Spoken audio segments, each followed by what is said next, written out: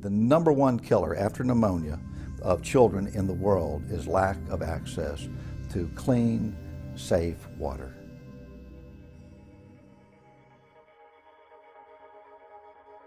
So if you don't have access to clean water, you end up drinking, because we all have to drink water, unclean water that has bacteria and viruses in that.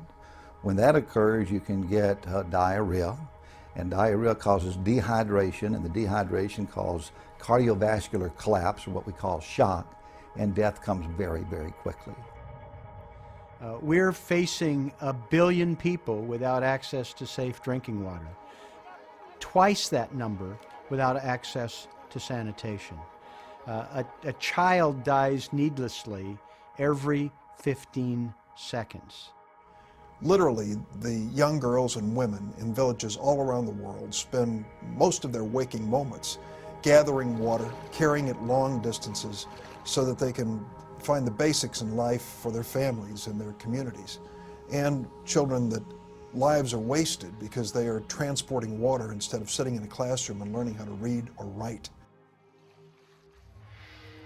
The original Water for the Poor Act was an important step forward in providing a focus and a priority for our efforts at international water and sanitation.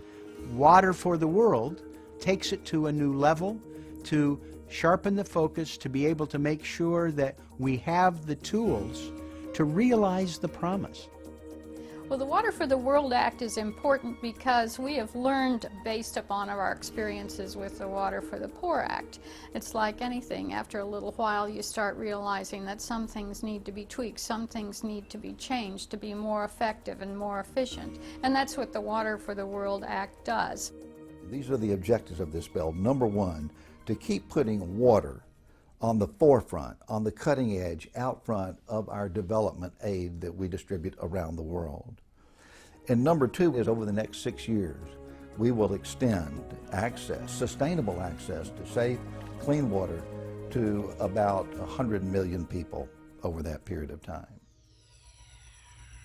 For Paul, this was something that he knew was going to become more and more of a crisis because it was a basic need. And as water supplies dwindled, we were going to be seeing more and more conflicts as a result of that.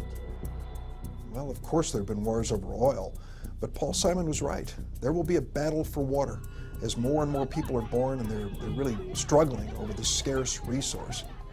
And if there's one thing that we have learned really over the last 5 to 10 years, is that clean water, if put into a community, ultimately leads to a degree of economic stability, a degree of hope, a degree of productivity that you just otherwise would not have.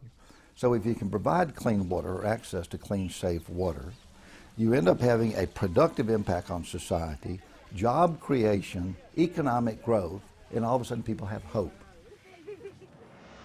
And it's that lack of hope that brings people today to terrorism. These are tough economic times, but I will tell you, there is no dollar value that has a greater rate of return for people around the world and for American interests than the money that we are spending on drinking water and sanitation.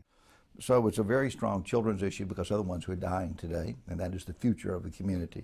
It's a women's issue because women who tend to strongly run many of these societies will be freed up hours and hours in terms of energy and productive time.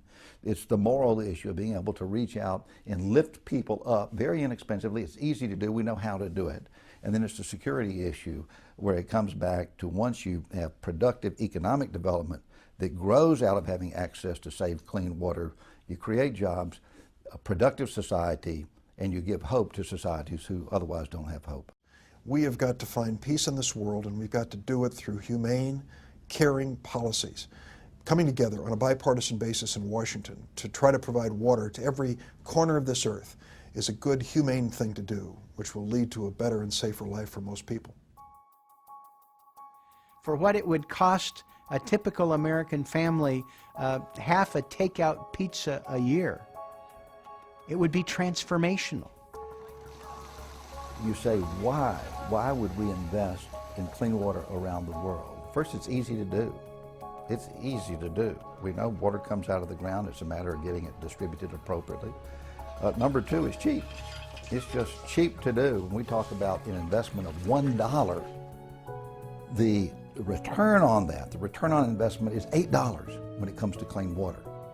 But it's also a huge moral issue. Children aren't even named until they're almost 5 years old. They aren't sure whether it's worth the investment in that. And yet we know that in this country, we know every child is precious. Every child is a future that we want to promote and protect. And I can't think of anything we could do that would be more meaningful in another country than to help them do the same for their children. It's hard to imagine 5,000 children a day dying from diarrhea or waterborne diseases. You know, they don't know what hit them. Their mothers don't know which way to turn. They're desperate, losing a child in their arms. I think about that, and I think that this issue goes way beyond some political calculation. This is a human calculation. Who are we? What are we made out of? What do we care about? What's worth fighting for? And I think this is worth fighting for. America has risen to a challenge every time we've had one. And this is a challenge facing the world that we can help to resolve in our favor to make this a safer, more peaceful planet. There's a picture of a woman placing the blanket-wrapped body of a child into one of these death carts in an African country. And when I saw that, I thought, how in the world can we allow this to happen? We would never tolerate a condition like that in this country.